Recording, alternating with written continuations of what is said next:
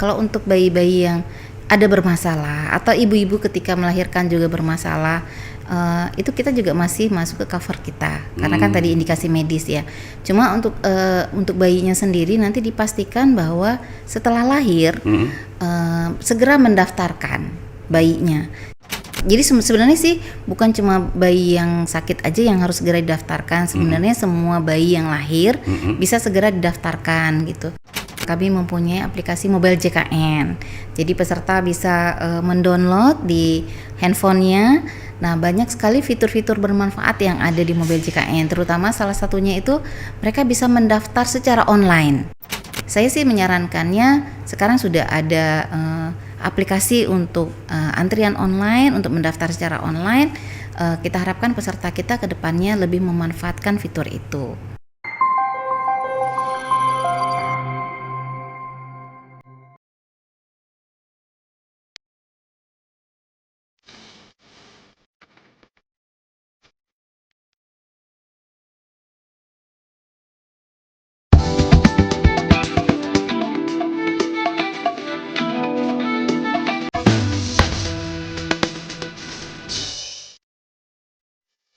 Sahabat Ipol, kita masih dalam tema lahiran happy bareng BPJS Kesehatan. Nah, Bu Desi nih ngomongin masalah happy lahiran, kan sebetulnya nggak semua bumil melahirkan dengan lancar ya, terutama bayinya bisa prematur atau seperti itu, dan tentunya harus ditangani secara khusus. BPJS Kesehatan sendiri mengcover hal itu nggak, Bu? Iya, jadi tadi seperti yang saya sampaikan bahwa kita tidak hanya tentunya menjamin kesakitan saja, tapi kan tadi ya ada promotif, preventif, kuratif, kemudian sampai ke rehabilitatifnya. Nah, kalau untuk bayi-bayi yang ada bermasalah atau ibu-ibu ketika melahirkan juga bermasalah, itu kita juga masih masuk ke cover kita karena kan tadi indikasi medis ya. Cuma untuk bayinya sendiri nanti dipastikan bahwa setelah lahir segera mendaftarkan bayinya. Jadi kalau misalnya untuk bayi normal yang sehat itu kan nanti pengcoverannya itu bareng sama ibunya. Tapi kalau bayinya itu sakit, maka dia nanti akan dirawat atas nama dirinya sendiri. Nah, jadi di rumah sakit bisa segera laporkan ke petugas SPP kita untuk mendaftarkan bayinya sehingga nanti bayinya bisa langsung mendapatkan nomornya gitu. Nah, jadi kemudian juga kita di rumah sakit ada beberapa rumah sakit yang kita juga punya fasilitas NICU gitu ya, yang untuk bisa mengcover bayi-bayi yang mungkin lahirnya di bawah berat normal gitu. Kemudian kita juga memastikan bahwa rumah sakit kita apabila misalnya memang tidak tersedia, bagaimana rujukannya ke rumah sakit lain gitu.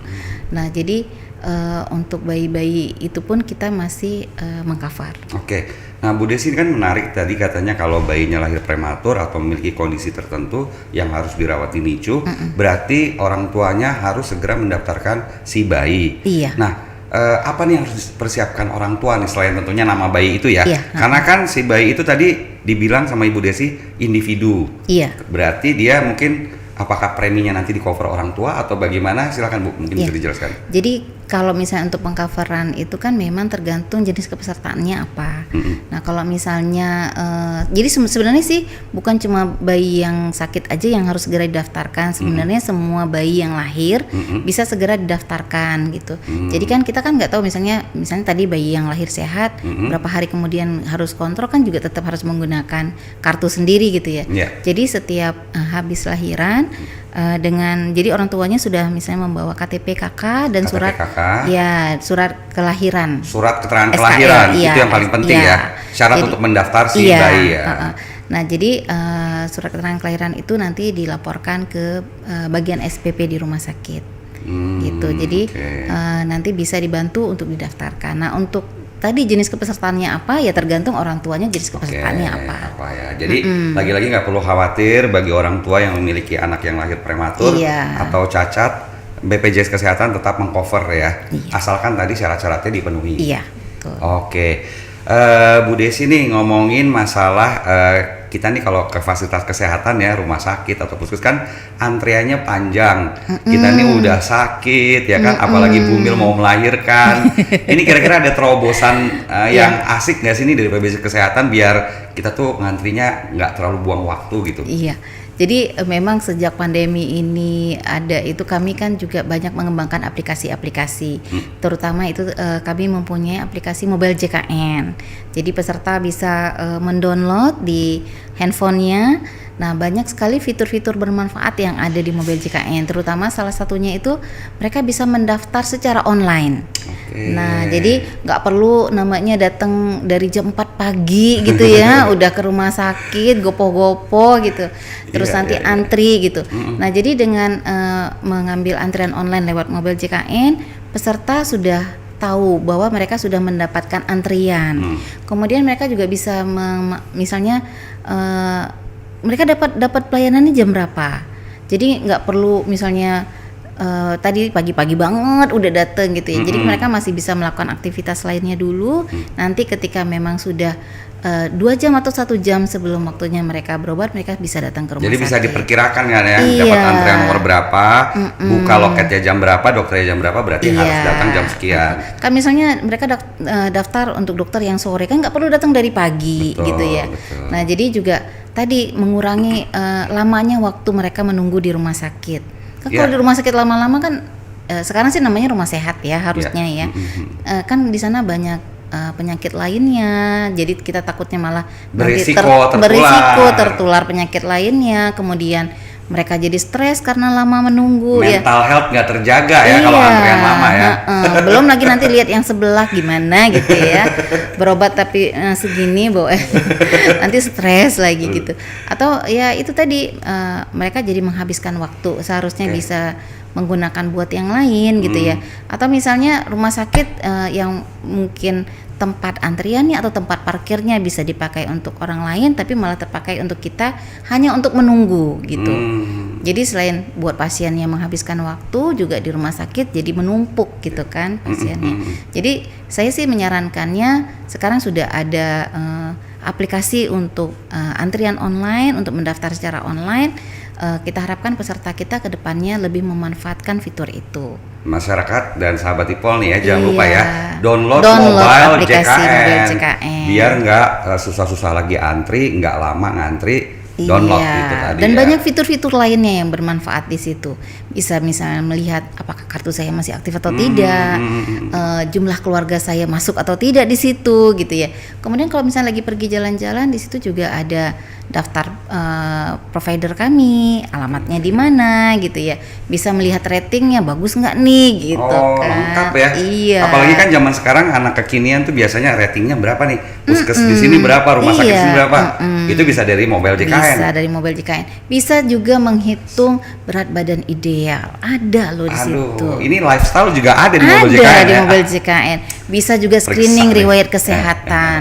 Nah, kalau sekarang 14 penyakit kita ada screeningnya. Ada screeningnya. Oke, selain dengan download Mobile JKN, kira-kira Bu Desi bisa jelaskan nggak? Bisa nggak sih ini masyarakat calling gitu? Kalau misalkan ingin informasi langsung gitu, menghubungi kemana nih? Nah, jadi kalau misalnya masyarakat ingin tahu di Pandawa pun itu kita ada namanya aplikasi Pandawa, yaitu pelayanan administrasi lewat WA. Nah, itu ada nomornya, kita banyak cantumkan di semua vaskes kita ada posternya gitu ya. Atau misalnya kita di setiap rumah sakit yang bekerja sama dengan kita atau setiap vaskes yang bekerja sama dengan kita ada tempelkan poster petugas EP3RS dan petugas PIC dari vaskes. Nah, jadi bisa menghubungi petugas kita, memang ada jam kerjanya ya. Tapi kalau misalnya mau 24 jam bisa juga ke web kita. Oke, di situ ada call centernya, bisa ada langsung call centernya ya. Bisa dihubungi. Aduh, gitu. Jadi sebetulnya lengkap lah ya. Iya. Lahiran happy dengan BPJS Kesehatan. Bisa banget. Bisa online, bisa calling langsung. Iya. Ngantri nggak perlu ribet. Betul sekali. Oke, Bu Desi, kalau terkait dengan pemangku kepentingan nih BPJS Kesehatan kan tentunya tidak bekerja sendiri ya dalam memberikan layanan kesehatan kepada masyarakat. Harapan Ibu nih untuk rumah sakit atau fasilitas kesehatan tingkat pertama seperti apa, Bu? Ya, tentunya kami memang tidak bisa bekerja sendiri dalam menyukseskan pelayanan jaminan sosial kepada masyarakat. Kami bekerja sama dengan banyak stakeholder dan kami setiap rutin kami melakukan pertemuan dengan para stakeholder dan kami harapkan tentunya kita bersama-sama bisa melakukan peningkatan mutu layanan, kemudian bisa melakukan pengawasan kepada setiap jenjang pelaksanaan gitu ya. Jadi tentunya nggak mungkin kami yang mengawasi sendiri, kita harus mengawasinya bersama-sama. Dan kami juga tentu mengharapkan dari dapat info dari masyarakat gitu, bagaimana dengan pelayanan di Vaskes kami, apakah memang masih ada yang perlu dibenahi atau memang mungkin sudah bagus. Tentu kan Vaskes kami bukan hanya mengharapkan kritikan gitu ya, tapi tentu juga mengharapkan apresiasi bahwa mereka sudah bekerja keras, sudah menyiapkan fasilitas dengan baik. Tentu tidak munafik lah ya. Kalau misalnya kita tentu mengharapkan apresiasi dari masyarakat bahwa pelayanan yang diberikan sudah baik dan apa saran mereka untuk meningkatkan gitu. Jadi bukan hanya kritik tapi juga saran. Oke, itu masyarakat ya. Jempol Anda juga dibutuhkan ya untuk agar BPJS kedepannya juga semakin bagus ya. Kan sama kayak yang lain. Jangan lupa bintang 5-nya kakak gitu kan. Oke, yang kita tidak bisa lupakan juga adalah peran dari ujung tombak nih di masyarakat kayak Posbindu, Posyandu. Bagaimana kaitannya dengan BPJS Kesehatan melihat para pejuang langsung di masyarakat seperti itu? Saya jadi melihat jadi seperti Posyandu, Posbindu, Desa Wisma ya kalau sekarang itu. Jadi mereka memang sekarang itu sudah lebih jelas tupoksinya mereka apa sih gitu. Apa yang harus mereka lakukan dan itu kita terbantu banget. Banyak sekali informasi-informasi yang kita bisa titipkan untuk disampaikan langsung ke masyarakat gitu. Nah, jadi kami banyak dibantu, kami selalu juga mengadakan pertemuan dengan misalnya para kader gitu ya. Jadi mereka kita berikan informasi yang bisa mereka langsung sampaikan kepada peserta. Nah, apabila juga misalnya mereka ingin tahu tentang sesuatu bisa langsung confirm juga ke kita gitu. Jadi kami juga berterima kasih kepada semua lini yang sudah membantu kami dalam melaksanakan pemberian pelayanan kesehatan kepada masyarakat. Terima kasih juga masyarakat kepada BPJS Kesehatan dong, karena sudah mengcover semua layanan kesehatan. Oke nih, terakhir sekali nih Bu Desi, silahkan kasih closing statement dan juga tentunya harapan Ibu nih kepada masyarakat lah, imbauan nih bagaimana terkait BPJS Kesehatan, terutama tentang tema kita nih, lahiran happy bareng BPJS Kesehatan. Ya, tentunya gini, kami mengharapkan para ibu-ibu muda, walaupun sekarang banyak ibu muda yang nggak mau lahiran, nggak mau punya anak, tapi punya anak kemudian bisa hamil, bisa melahirkan dengan baik, itu adalah suatu kebahagiaan tersendiri. Nah, untuk memperoleh kebahagiaan itu tentu kita harus melaksanakan sesuatu segalanya itu secara ilmu pengetahuan. Nah, jadi kalau misalnya mau tahu sesuatu itu tentu harus kita pelajari. Nah, itu yang terpenting dulu. Kemudian untuk menyiapkan itu apa yang harus saya siapkan. Jadi misalnya saya mau menggunakan BPJS, apa ya yang harus saya bawa, apa yang harus saya ketahui, apa yang tidak boleh gitu ya. Itu dipelajari karena itu mempermudah pelayanannya sendiri. Atau jangan malu-malu untuk bertanya gitu ya. Karena nanti sesat di jalan. Iya, betul. Malu bertanya, muter-muter di jalan. Muter-muter di jalan. Jadi harapan kami tentunya mari kita bersama-sama menjaga agar JKN ini bisa berlangsung lama, bisa memberikan pelayanan terbaik. Tentunya kami mengharapkan masukan dari peserta, mereka yang menghadapi langsung gitu ya. Nah, apa saran dan masukan dari peserta untuk tentunya peningkatan mutu layanan. Nah, kami harapkan juga tentunya masyarakat bisa lebih aware dengan kesehatannya sendiri, karena tentu kita lebih baik mencegah daripada mengobati. Betul. Jadi menjaga pola hidup sehat tentu kita harus terapkan dari mulai sekarang.